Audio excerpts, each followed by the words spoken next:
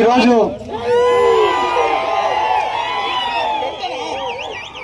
YSR Congress party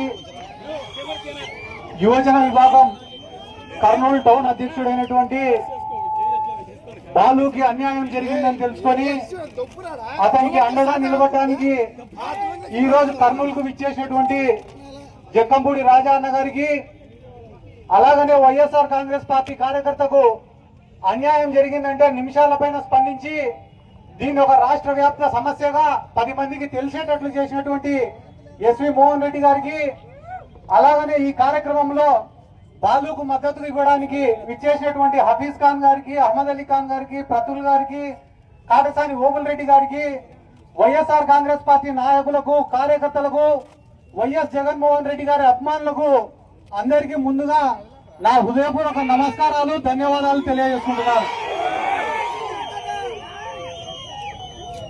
బాలుకు అన్యాయం జరిగింది, పాపం ఆయన ఆత్మహత్యాయత్నం చేశాడని తెలుసుకొని నిన్న ఆయన ఇంటికి వెళ్ళడం జరిగింది. మేము ఆయన ఇంటికి వెళ్ళిన తర్వాత అక్కడ విలేకరులు నన్ను అడిగినారు, దీనిపైన మీ స్పందన ఏముంది అని అడిగితే నేను మంత్రి గారిని అడిగిన, సార్ మీరేం సార్ అంతా ఖాళీగా ఉన్నారా, మీకేం పనులు లేవా, మీకు ఒక శాఖ ఇచ్చినారు కదా సార్ పని చేయమని, ఆ పనులన్నీ సాధించుకొని ఈ పిల్లోడి మీద ఎందుకు పోయినావు సార్, నువ్వు తప్పు కదా సార్, నీకు 10 మందికి మేలు చేసేదానికి, ఈ కర్నూలుని అభివృద్ధి చేసేదానికి మంత్రి పదవి ఇస్తే ఆ పిల్లోడి పైన పగ తీసుకునేదానికి నీ మంత్రి పదవిని వాడుకుంటాను కదా సార్, తప్పు సార్ అని చెప్పి నేను మీ మీడియా వాళ్ళకి చెప్పిన.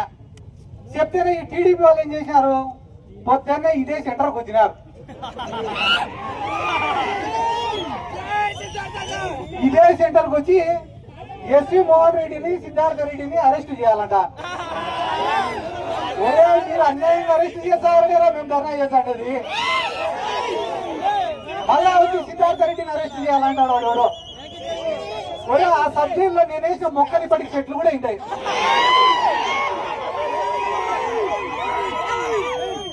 మళ్ళా కొత్తగా వచ్చి వీళ్ళు నాకు సబ్జెక్టులు పరిచయం చేస్తామంటే ఇక నవ్వేదానికే ఏడ్చేదానికే ఇవన్నీ సిగ్గుండాలన్నా, వాళ్ళ బతుకులకు కొంచెమన్నా రోషం, మానం, మర్యాదలు ఉండాలా. ఎస్వి మోహన్ రెడ్డిని అరెస్ట్ చేసినా ఒక అర్థం, సిద్ధార్థ రెడ్డిని అరెస్ట్ చేసినా ఒక అర్థం కాదన్నా. అమాయకుడు ఆ పిల్లోడు సతీష్ అనే పిల్లోడిని రోజు స్టేషన్ కాడికి తిప్పుదంటే మన ఇళ్లలో పిల్లలు లేరా అన్న. ఒక పిల్లోడు చచ్చిపోతే ఆ కుటుంబంలో ఎంత క్షోభ ఉంటుందో వీళ్ళకేం తెలుసా నా డబ్బు ఉండేటోళ్ళకి. రోజు ₹1 కోటి ఎత్తుతా ఆడిన మినిస్టర్. వాస్తవం చెప్తా, ఒకటి రాసి పెట్టుకోదా, మీడియా వాళ్ళు ఉన్నారు, మినిస్టర్ కూడా చూస్తున్నాడు ఖచ్చితంగా. మొన్ననే ఫార్మా కంపెనీ వాళ్ళ కాడ 45 కోట్లు ఎత్తినాడు ఈయన మినిస్టర్. నారా లోకేష్ కూడా తెలియకుండా 45 కోట్లు ఎత్తినాడు. ఎత్తితే నారా లోకేష్ పిలిపించినాడు భరత్ని, పిలిపించి నాకు తెలియకుండా నువ్వు ఎట్ట ఎత్తినావు, 45 కోట్లు ఎత్తేటప్పుడు నాకు చెప్పాలా లేదా అన్నాడు. అనింటే దానికి భరత్ ఏం చెప్పినాడు తెలుసా, డాడీకి చెప్పినా నేను అన్నాడు. దానికి లోకేష్ ఏమన్నాడు తెలుసా, చెప్పాల్సింది మీ డాడీ కాదురా మా డాడీకి.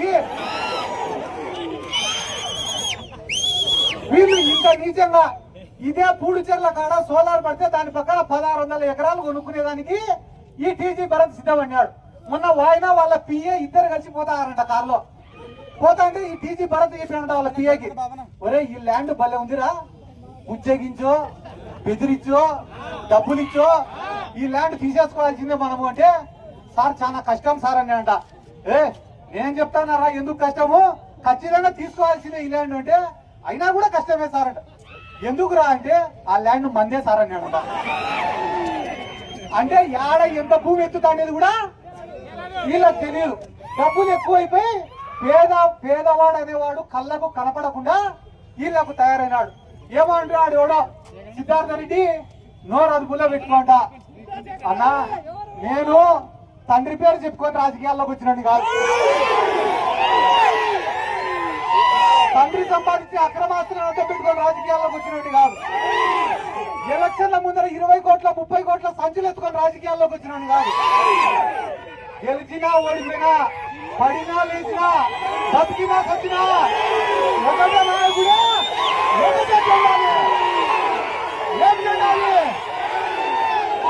వైఎస్ఆర్ కాంగ్రెస్ పార్టీ జెండా మన నాయకుడు వైఎస్ జగన్మోహన్ రెడ్డి గారు. మా హఫీజ్ అన్న చెప్పినాడు ఇందాకనే, సతీష్ వాళ్ళ అమ్మ ఉసురు తగులుతుంది అన్న.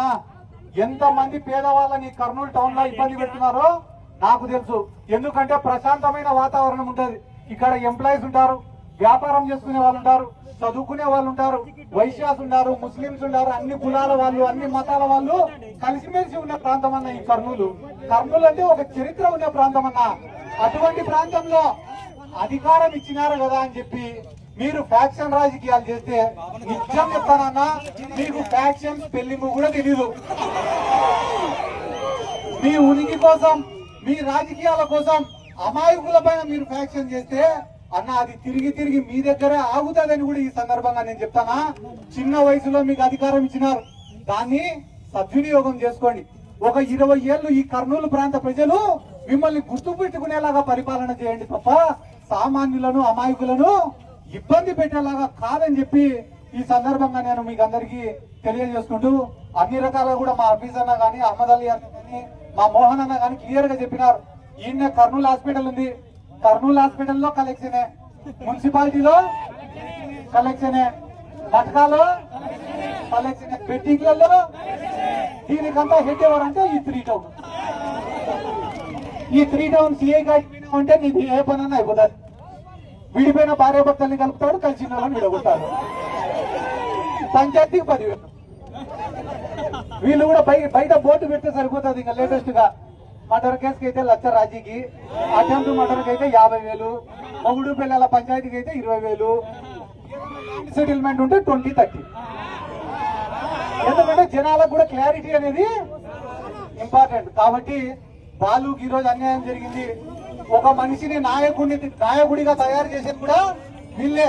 ఆ పిల్లోడు ఈ రోజు మైకు పట్టుకొని మాట్లాడుతుంటే భయపడాలా, ధైర్యంగా అనర్గళంగా అతనికి జరిగిన అన్యాయాన్ని చెప్పుకుంటూ ఈ ప్రభుత్వాన్ని ఎండగట్టినాడు. అంటే ఆయనలో ఉండే నాయకత్వ లక్షణాలను బయటికి తీసింది కూడా ఈ తెలుగుదేశం పార్టీ వాళ్ళే అని చెప్పి ఈ సందర్భంగా నేను తెలియజేసుకుంటూ, ఎన్ని పనులన్నా రైతులకు రేట్లు లేక కుట్లాడుకొని చచ్చిపోతున్నారు, ఆత్మహత్యలు చేసుకొని చచ్చిపోతున్నారు సార్.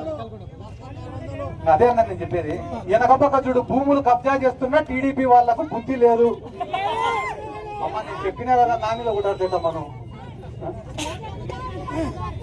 అదే చెప్తానమ్మా. కాబట్టి వీటన్నిటిని సాధించుకొని మంచి పాలన వైపు వీళ్ళు వస్తే బానే ఉంటది. ఈరోజు పొద్దున్నే ఒక పెద్ద మనిషి కూడా చాలా పెద్ద వార్నింగ్ ఇచ్చినాడు అన్న, నాకు కబడ్దార్ అన్నాడు. ఏ బానే ఆయన స్పెల్లింగ్ చూసినాడు, నేను కబడ్దార్ అన్న. నేను కూడా ఆయనకు ఒక మాట ఏం చెప్తానంటే, నాకన్నా 30-40 ఏళ్ళు పెద్దోడు ఉంటాడు వయసులో, ఎవరో ఆయన పేరు తెలియదు. ఆయన ఇట్లా కబడ్దార్ అనే ముందర ఒక మాట ఆలోచించనా, నేను యాడ 1 రూపాయి అవినీతి చేయలే, నేను యాడ దోపిడీ చేయలే, వీలైతే నా సొంత డబ్బులు ఖర్చు పెట్టుకొని రాజకీయం చేసినా తప్ప రాజకీయాన్ని అడ్డం పెట్టుకొని నేను డబ్బులు ఇంటికి తీసుకొని పోలే. నువ్వు ఏ దేవుడి పైన ప్రమాణం వేసి చెప్తావు చెప్పు? ఒక ప్లాట్ లో లెక్కెత్తలే అని, ప్రతి ప్లాట్ ఎవడు వెంచర్ వేసినా నువ్వు లెక్కెత్తాల్సిందే. నువ్వు కూడా నా గురించి మాట్లాడితేటన్నా పోనీ టీడీపీ వాళ్ళని ఒక మాట అడగాలనుంది. మీరు అవినీతి పనులు దేవుడి పైన ఒట్టేస్తారా అని అడుగుదామనుంది. వీళ్ళు అబద్ధం చెప్పేదే దేవుడి మీద ఒట్టేసి. ఎందుకంటే తిరుమల లడ్డూనే వదిలిపెట్టాలా వీళ్ళు దేవుణ్ణి. ఇప్పుడు నేను దేవుడిని ఎత్తుతారా ఒట్టేస్తారా అంటే దేవుడిని ఎత్తుతారు వీళ్ళు.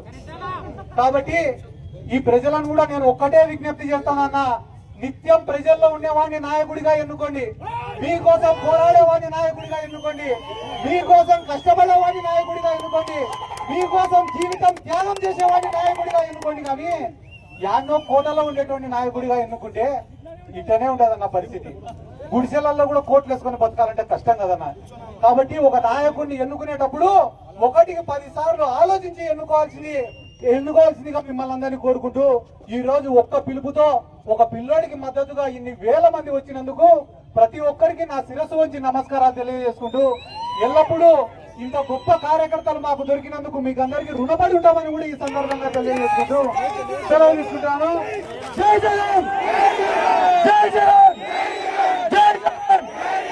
Thank you.